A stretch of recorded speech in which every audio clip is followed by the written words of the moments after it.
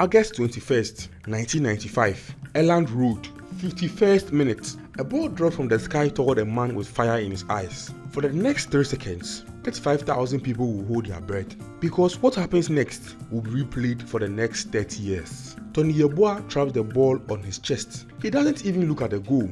Bang! Goal! The sound cracks through the stadium like thunder. The ball rockets toward goal, smashes the crossbar and crashes into the net. The goalkeeper doesn't even twitch. Complete silence. Then Elland Road erupts. But this was not just a goal.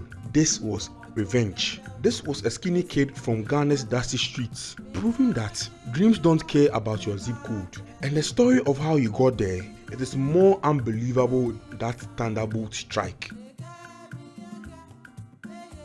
Kumasi, Ghana, 1975. While other kids ran home for dinner, 9-year-old Tony Yeboah stayed on the dirt pitch. His forehead dripped with sweat. His bare feet were caked in red dust. But his eyes burned with something desperate.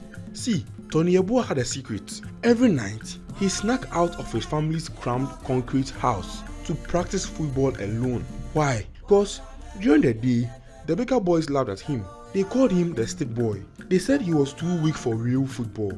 But Tony wasn't practicing to prove them wrong. He was practicing because football was his only way out of poverty. In 1970s Ghana, if you were not born rich, you had 2 choices: struggle forever or become so good at football that the world had no choice but to notice you. Tony chose option 2.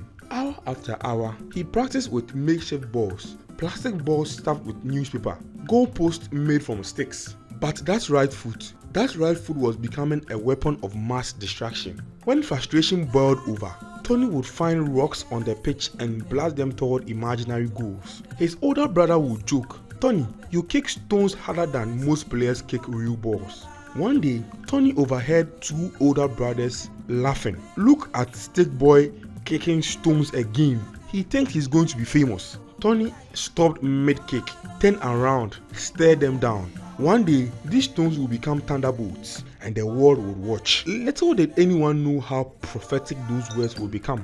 At 17, playing for Kumasi Asante Kotoko, something clicked. 3 consecutive league titles followed. But it was at Okowu United where the numbers became impossible to ignore. 35 goals in 35 games. The local newspapers started calling him the Thunderbolt. They had no idea how prophetic that nickname would become. But Tony Yeboah's real test was not in Ghana, because in 1988, a phone call would change everything. A German club called Saarbrücken wanted him. Tony had never been on an airplane, had never seen snow, had never heard German spoken. He said yes immediately. He had no idea what nightmare was waiting for him. Germany, 1988. The Berlin Wall stood still, and in some corners of German society, so did walls of hatred. When Tony stepped out of the plane in Saarbrücken, everything hit him at once. The freezing air that cut through his thin jacket, the stares from airport workers who had never seen a black Ghanaian, the realization that he was completely alone. Late at night, Tony was sit by his apartment window, homesick tears streaming down his face, calling Ghana just to hear familiar voices. The phone bills ate half a salary. He did not just care, but something cut deeper than homesickness. First training session, Tony nutmegged a German defender. The entire team went silent. Not impressed, silent. Angry, silent. In the locker room afterward, teammates whispered in German, thinking he couldn't understand. He caught enough words to know they were not just discussing tactics. Match day was worse. The moment Tony touched the ball, sections of the crowd erupted in monkey noises. Banana peels rained down from the stands. Some fans held up signs with racist slurs. Each sound hit Tony like a physical blow. But here's what broke his heart most: his own teammates' silence. They heard everything. They said nothing. That night, Tony called his father in tears. "Maybe I should come home, Papa." His father's response would change Tony's life forever. "Son, they make those noises because they are afraid of what you can do. Make them so afraid they forget to hate." 9 goals in his first season. Respectable, but not spectacular. Therefore, the doubters remained loud. They said he was just another strong African with no brain. They were about to be proven catastrophically wrong. Second season, 17 goals. Suddenly, those monkey noises became scattered whispers, because it is hard to mock genius when it is scoring every week. When Eintracht Frankfurt came calling in 1990, Tony Yeboah knew this was bigger than football. This was about changing minds. This was about proving that a black African could lead white Germans. This was war.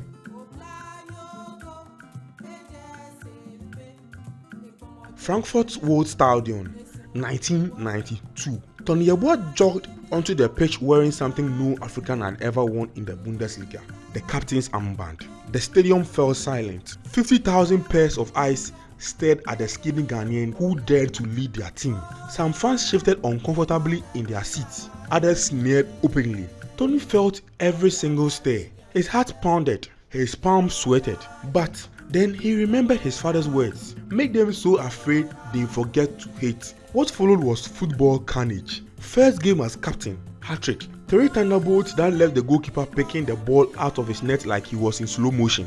By Christmas, 15 goals. Each one more spectacular than the last. Volleys that crashed off crossbars. Shots that traveled so fast goalkeepers couldn't track them. But here's what really changed everything. Tony started speaking. Before matches, he would grab teammates by their shoulders and stare into their eyes. Not in German, in broken English mixed with Ghanaian phrases they couldn't understand. But his intensity transcended language. We fight together, we win together, and thus something magical happened. The World Stadium, which once echoed with racist chants, now erupted every time the ball fell to Tony's feet. The same fans who threw bananas now chanted his name. 20 goals in 27 games. Bundesliga top scorer, the first African to claim this honor.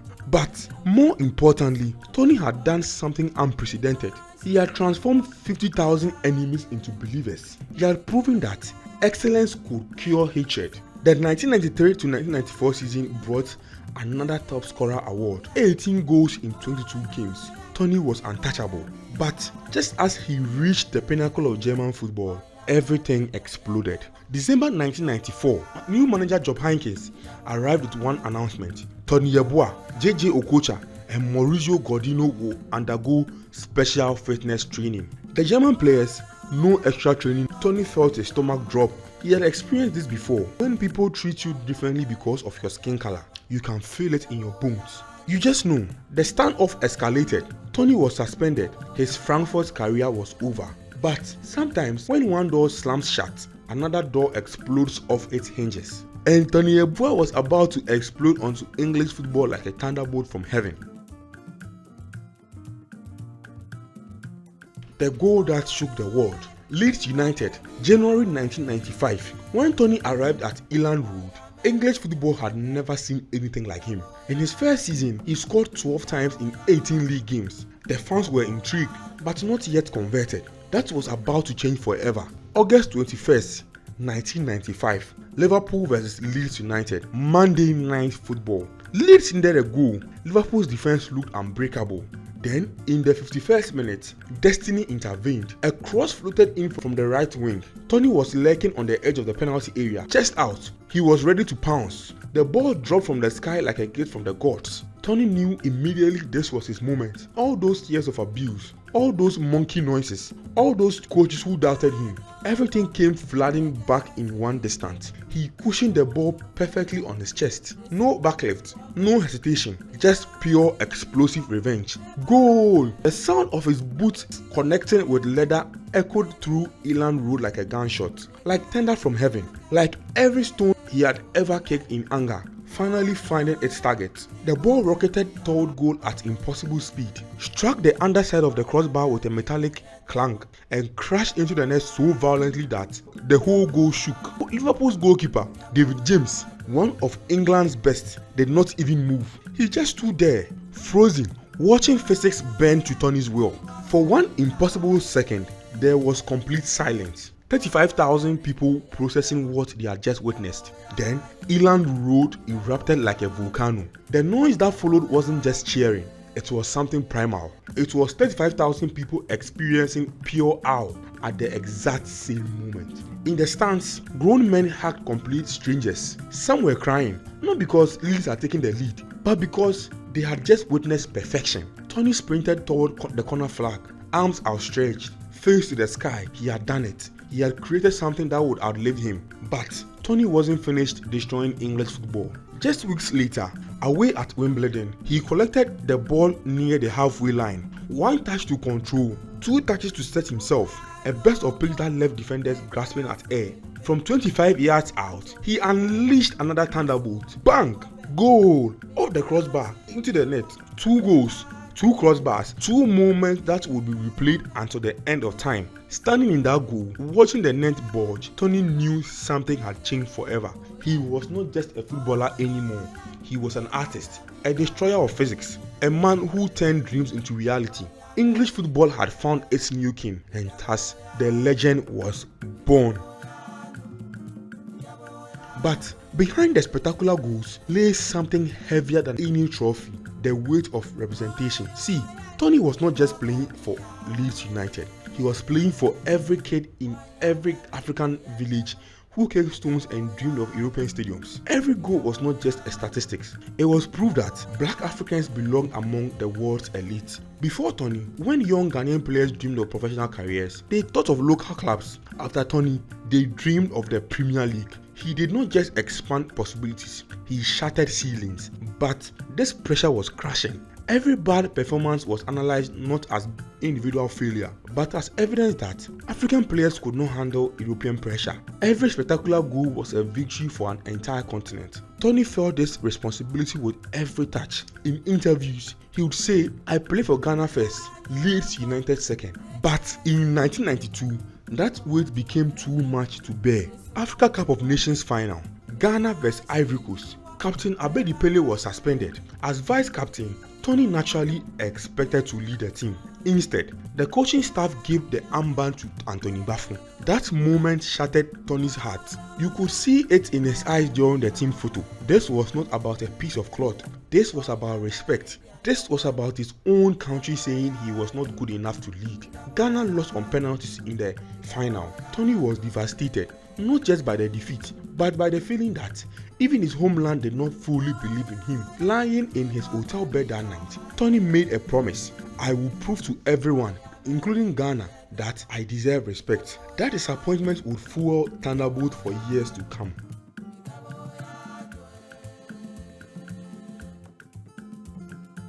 By 1997, time caught up with Tony's explosive style. Hamburg, new league, new language, old legs. His first season was brutal. 3 league goals in 23 games. The German press smelled blood. "Tony is finished," they whispered. The Thunderbolt had lost its spark. Tony heard every whisper. But they had forgotten something. Ghanaian steel doesn't rust. Instead of fading, Tony evolved. Less standard, more lightning, quick, clever, deadly in new ways. The 1998 to 1999 season, 14 goals in 34 league games. Not the old Tony, but now a better Tony. What amazed everyone was not just the goals. It was his dignity. He would not blast crossbars anymore, but he never complained, never made excuses, never blamed others. Watching Tony in those final years was beautiful, like glimpsing lighting in a darkening sky. The flashes came less often, but when they came, still breathtaking. When he retired in 2002, Tony left behind more than trophies. He left a blueprint, a roadmap from stones to mountains, and thus the boy who kicked rocks became the man who moved the world. Today, when you watch highlights of Tony Yeboah's greatest goals, something remarkable happens. They have not aged a single day. That volley against Liverpool, still impossible to believe. The Thunderbolt at Wimbledon still defies every law of physics.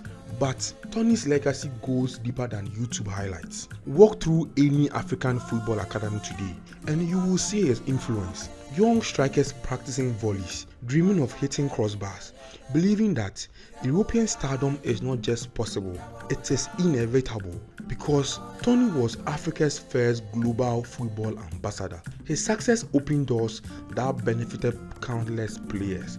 When you see Mohamed Salah terrorizing Premier League defenses, or Sadio Mane winning Champions League trophies, or Pierre-Emerick Aubameyang scoring spectacular goals, You are witnessing Tony's legacy in action. But perhaps his greatest achievement was not what he did with the ball at his feet. It was what he did with dignity intact. When faced with racism, he responded with excellence. When disrespected by managers, he stood his ground.